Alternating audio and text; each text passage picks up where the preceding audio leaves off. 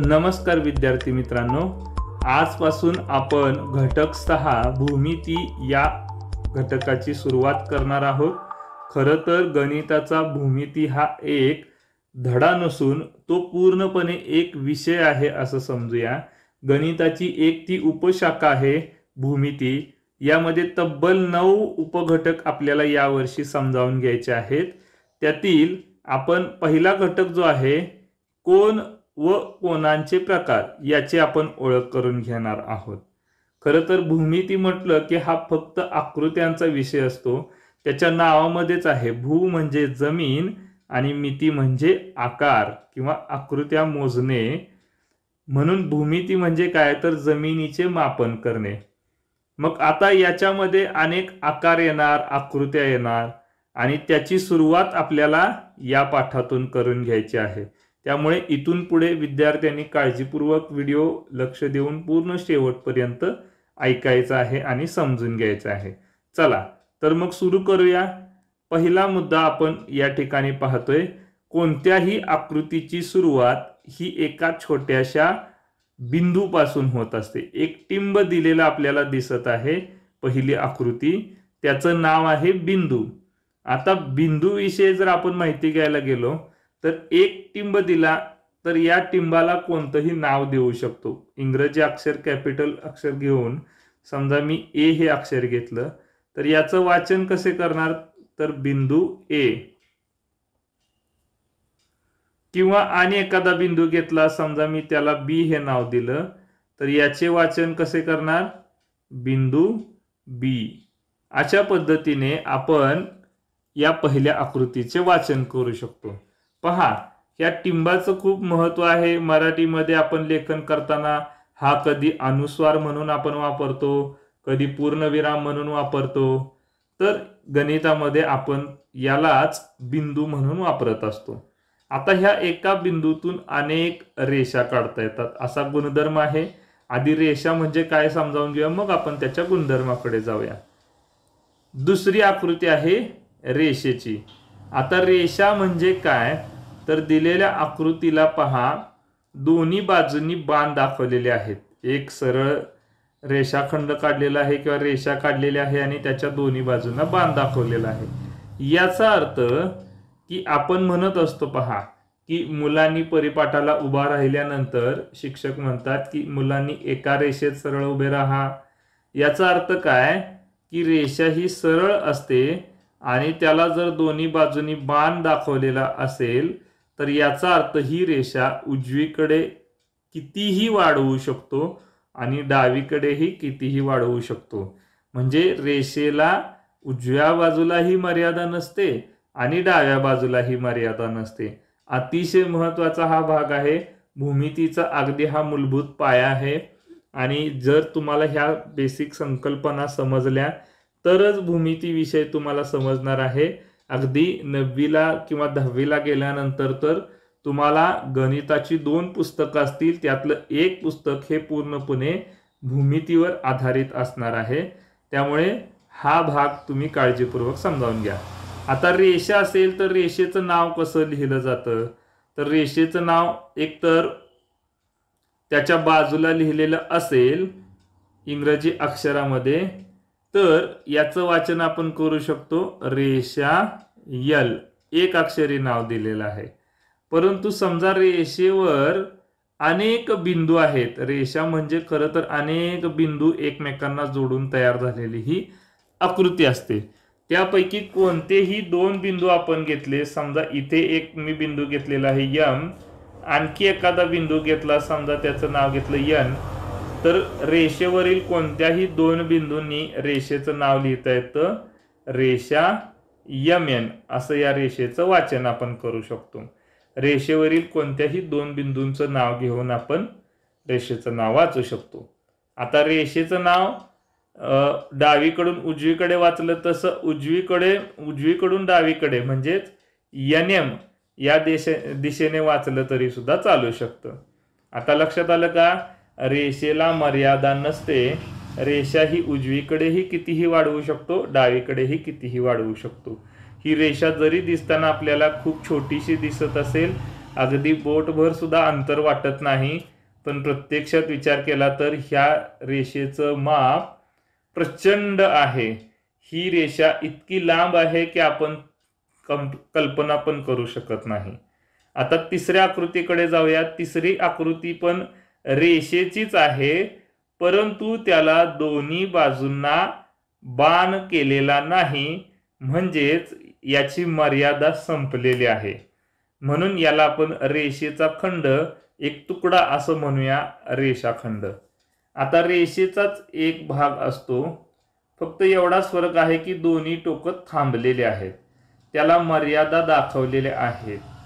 ही रेषा आता उजवीकडे आपण वाढवू शकत नाही, डावीकडे वाढवू शकत नाही. का? कारण याला दोन्ही बाजूंनी बाण दाखवलेला नाही, त्यामुळं ही एक मर्यादित रेषा आहे, म्हणून याला आपण म्हणूया रेषाखंड. आता रेषाखंड देखील अनेक बिंदूंनी तयार झालेली आकृती असते. अनेक बिंदू एकमेकांना चिकटून बसलेले आहेत, त्यांचा संच म्हणजे हा रेषाखंड आहे. याचं नाव वाचताना देखील समजा आपण पहिल्या बिंदूला नाव दिलं x आणि शेवटच्या बिंदूला नाव दिलं y, तर टोकाचे हे जे दोन बिंदू आहेत त्यांना आपण अंत्यबिंदू म्हणतो. अंत्यबिंदू म्हणजे हे शेवटचे बिंदू आहेत. तर यांचाच उपयोग करून रेषाखंडाचं नाव वाचता येतं, रेषाखंड XY. आता रेषाखंड हा एवढा मोठा शब्द वाचण्याऐवजी त्याला आणखी एक शॉर्टकट आहे, रेख. तुम्ही फक्त रेख XY असं म्हटलं तरी सुद्धा चालू शकतं. आता याचंही नाव आपण x कडून y कडे वाचलं तरी चालतं आणि y कडून x कडे अशा पद्धतीने वाचलं तरी चालू शकतं. दोन्हीही अंत्यबिंदू आहेत. रेषाखंडाची पट्टीने आपण लांबी मोजू शकतो. आणि आता शेवटची चौथी आकृती आहे किरण. किरण म्हणजे काय तर पहा, ही देखील एक रेषाच आहे, पण रेषाखंड आणि रेषा या दोन्हींचं मिश्रण दिसतंय. का? कारण किरणाची एक बाजू आहे ती थांबलेली आहे आणि दुसऱ्या बाजूला बाण केलेला आहे, म्हणजे दुसऱ्या बाजूने अमर्यादित आहे. आता मी इथं किरण काढलेला आहे. एक बाजू जर आपण विचारात घेतली तर ती थांबलेली आहे आणि दुसरी बाजू आहे ती अमर्याद आहे. म्हणजे तुम्ही असा विचार करा की सूर्य आहे, सूर्यापासून किरण बाहेर पडला तर जोपर्यंत त्याच्या आडवं काही येत नाही तोपर्यंत हा किरण कितीही लांब जाऊ शकतो. म्हणून तर आपण ह्या आकृतीला नाव दिलेलं आहे किरण. सुरुवात माहित आहे, सुरुवात सूर्यापासून झालेली आहे, पण शेवट माहित नाही. शेवट अमर्याद आहे, म्हणून याला आपण किरण असे म्हणतो. आता जरा पुन्हा एकदा नीट समजावून घ्या. बिंदू म्हणजे एक टिंब, रेषा म्हणजे दोन्ही बाजूंना अमर्यादित असते, रेषाखंड म्हणजे दोन्ही बाजूंना मर्यादित असते, आणि किरण म्हणजे एका बाजूने मर्यादित आणि एका बाजूने अमर्यादित. याचं नाव कसं वाचलं जातं? समजा मी इथं x आणि y असे दोन बिंदू घेतले. एक बिंदू आहे तो आरंभ बिंदू, किरणाचा आरंभ बिंदू म्हणजे किरण जिथून सुरुवात झालेला आहे तो बिंदू, आणि दुसरा बिंदू म्हणजे कोणताही त्या बाजूवरील एक बिंदू घेतला y. तर याचं नाव वाचताना मात्र किरण XY असंच वाचायचं. उलट जर वाचलात म्हणजे बाण उजवीकडे गेलेला आहे, परंतु नाव जर तुम्ही y कडून x कडे असं उलट वाचलं तर ते चालणार नाही. म्हणजे जर तुम्ही किरण YX असं नाव लिहिलं तर ते चुकलं. म्हणजे आता अनेक उदाहरण पहा. समजा मी अशा पद्धतीची एक आकृती काढलेली आहे. आता याचं नाव वाचा म्हटलं तर आता एका बाजूने मर्यादित आहे, एका बाजूने बाण आहे, म्हणजे ही आकृती किरणाची आहे. परंतु नाव वाचताना किरण AB असं वाचणं चुकीचं आहे. का? कारण A कडून B कडे बाणाची दिशा नाही, बाणाची दिशा कुठून आहे? B कडून A कडे आहे. त्यामुळे किरणाचं नाव वाचताना नेहमी बाणाच्या दिशेनेच वाचायचं, म्हणजेच किरण BA अशा पद्धतीने आपण याचं वाचन करू शकतो. तर या झाल्या 4 मूलभूत आकृत्या: बिंदू, रेषा, रेषाखंड आणि किरण.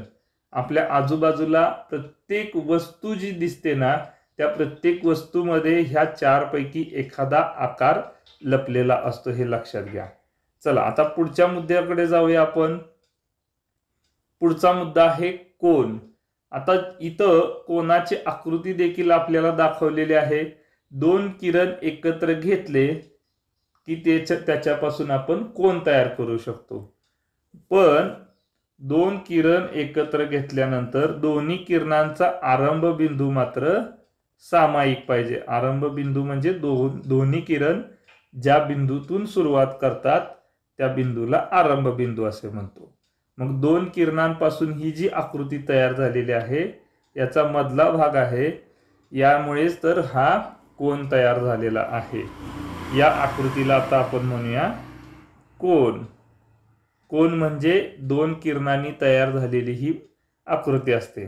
तर लक्षात घ्या, इथं सुद्धा बाण दाखवलेला असल्यामुळे ही आकृती पुढे कितीही वाढू शकते, त्याला मर्यादा नाही. परंतु त्याचं उघडलेलं तोंड मात्र जेवढं आहे तेवढंच राहणार. आता प्रत्येक कोनाला एक शिरोबिंदू असतो. हा जो बिंदू आहे ना, दोन किरणांचा आरंभ बिंदू सामायिक, यालाच आपण म्हणायचं शिरोबिंदू.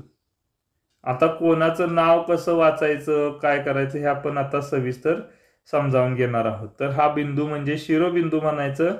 आणि आता आपण दोन किरण जोडून एक कोन तयार केला, याचं नाव समजावून घेऊया. समजा मी ह्या एका बाजूवर, ही एक बाजू आहे आणि ही एक बाजू आहे. कोनाला ह्या दोन बाजू आहेत, त्यालाच आपण भुजा असंही म्हणू शकतो.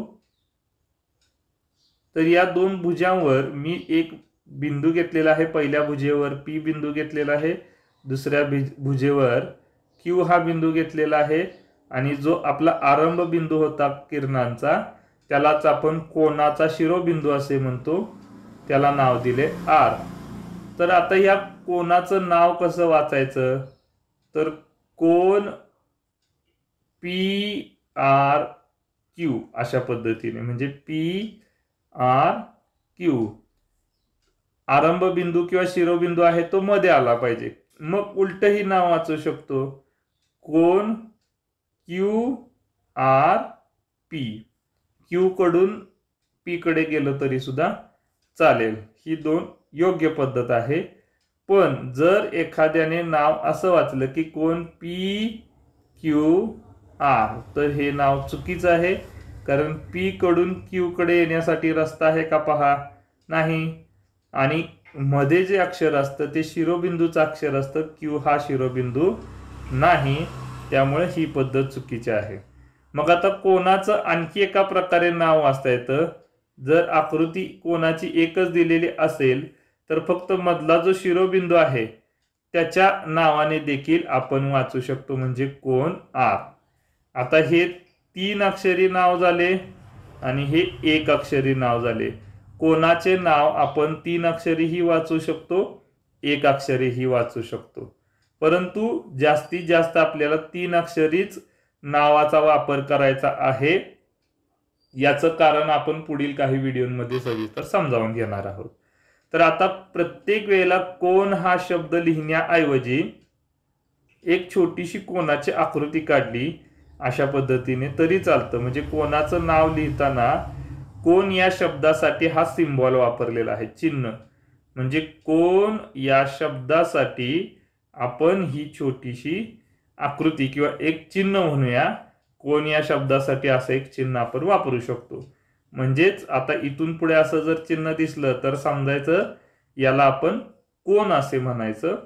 कोन क्यू आर पी अशा पद्धतीने आपण नावं लिहू शकतो. बघा, आपल्याला इथं तिसऱ्या कॉलम मध्ये अशा पद्धतीने वेगवेगळी नावं कशी लिहिता येतील हे दिलेलं आहे.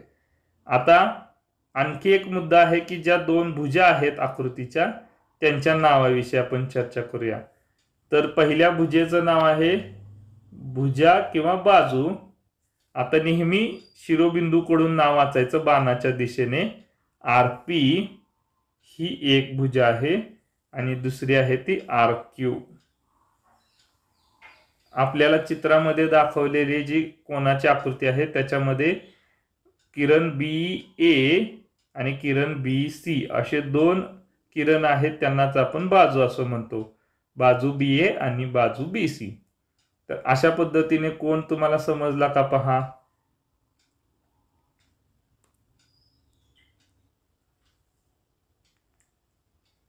आता कोन मोजण्यासाठी आपण कोनमापकाचा वापर करतो. प्रत्येकाच्या कंपास पेटीमध्ये हे साहित्य असतं. कसं असतं ते आता आपण चित्र त्याचं पाहणारच आहोत. तर हे फक्त लक्षात ठेवा, त्याच्या नावातच आहे कोनमापक, म्हणजे कोन मोजण्यासाठी वापरावयाचं साहित्य. त्याच्याविषयी आपण थोडक्यात माहिती घेऊया.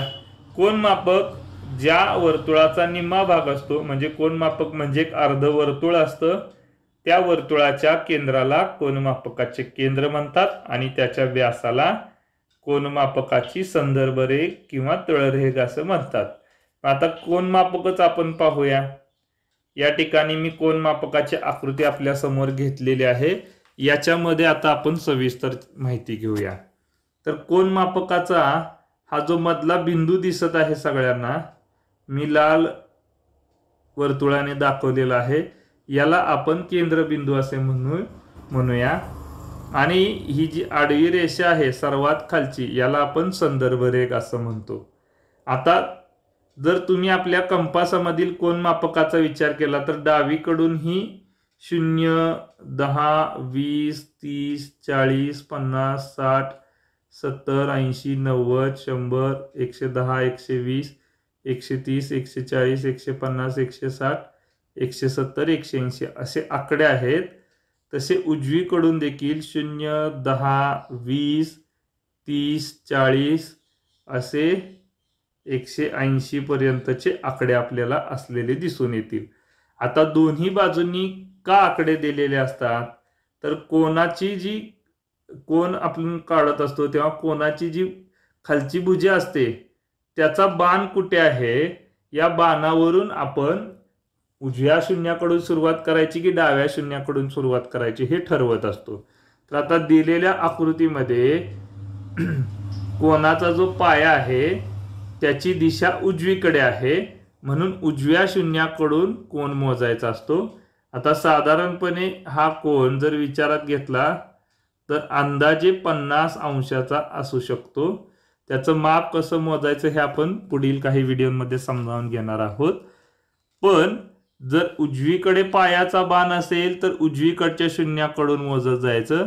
आणि समजा हाच कोन मी अशा उलट्या पद्धतीनं काढला तर मात्र याचा पाया आहे तो डावीकडे दाखवत आहे, म्हणून डाव्या शून्याकडून आपण कोनाचे माप मोजायला सुरुवात करायची असते. ठीक आहे, आता आपण पुढील मुद्द्यावर चर्चा करूया. इथं आपल्याला आता कोनांचे प्रकार समजावून घ्यायचे आहेत. यावर्षी आपल्याला कोनांचे 3 प्रकार आहेत. पहिला प्रकार आहे लघुकोन. जर का 0 अंशापेक्षा जास्त आणि इथं आता 90 पाहिजे, 90 अंशापेक्षा कमी मापाच्या कोनाला लघुकोन असे म्हणतात. लघुकोन म्हणजे 0पेक्षा जास्त 90 अंशापेक्षा कमी असणाऱ्या कोनाला लघुकोन असे म्हणतो. दुसरा प्रकार आहे काटकोन. जर एखाद्या कोनाचे माप 90 अंश असेल तर त्या कोनाला काटकोन असे म्हणतो. 3च प्रकार समजावून घ्यायचे आहेत. आणि तिसरा प्रकार जो आहे विशाल कोन, तर 90 अंशापेक्षा जास्त आणि 180 अंशापेक्षा कमी असलेल्या कोनाला विशाल कोन असे म्हणतो. म्हणजे मी साधारणपणे तुम्हाला त्यांच्या आकृत्या दाखवतो की जर लघुकोन असेल तर तो अशा पद्धतीचा आकार दाखवतो, काटकोन असेल तर तो अशा पद्धतीचा आकार दाखवतो. आता लघुकोनामध्ये अगदी तुम्ही कमी मापाचा पण कोन घेऊ शकता, आणखी थोडासा मोठाही कोन घेऊ शकता. 0 पासून 90 पर्यंतचं माप पाहिजे. पण काटकोनामध्ये मात्र एकच प्रकारची आकृती होते, ती म्हणजे 90 अंशाची. आणि काटकोन दाखवण्यासाठी अशा पद्धतीचा एक छोटा चौकोन केलेला असतो. आणि नेहमी लक्षात ठेवा, आपली जमीन आणि भिंत ही नेहमी काटकोनामध्येच म्हणजे 90 अंशामध्येच उभी केलेली असते. आणि तिसरा प्रकार आहे विशाल कोनाचा. विशाल कोनाचं तोंड मात्र निम्म्यापेक्षा जास्त उघडलेलं असतं, म्हणून त्याला आपण विशाल कोन म्हणतो. इथं देखील पहा, या आकृतीमध्ये निम्म्यापेक्षा जास्त तोंड उघडलेलं आहे म्हणून याला विशाल कोण म्हणायचं. लघुकोणामध्ये कोणाचं तोंड निम्म्यापेक्षा कमी उघडलेलं असतं. अशा पद्धतीने हे 3 प्रकार आपण समजावून घेतलेले आहेत. धन्यवाद.